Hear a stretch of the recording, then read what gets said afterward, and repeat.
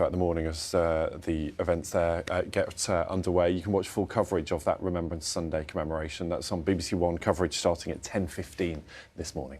Now, in other news, spending cuts of about £35 billion and plans to raise some $20 billion in tax in the coming years are expected to be set out in Thursday's autumn statement. Well, none of Jeremy Hunt's decisions have been officially confirmed, but it's understood that most of the extra revenue will come from freezing tax thresholds. Our political correspondent Ben Wright explains what the BBC has been told could be announced. Ben Wright there with the latest from Westminster. Now, in other news, more than 40,000 migrants have crossed the Channel from France to England in small boats this year. That's, according to BBC calculations, the highest number since figures were first collected in 2018. 2 years ago, there were just over 8,000 arrivals. Our reporter Simon...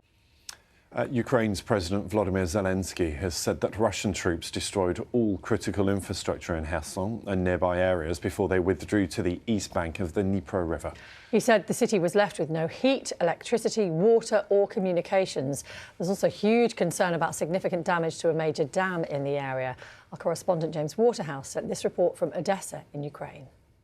In Kyiv for us. Failings in the energy market have cost £2.7 billion.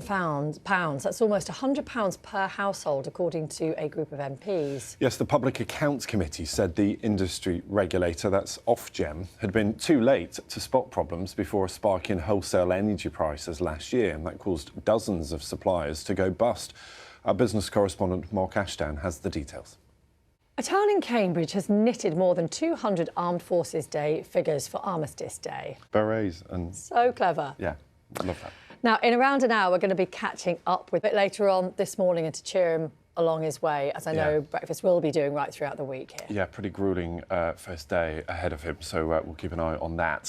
So what will the weather look like while he does that? Louise has all the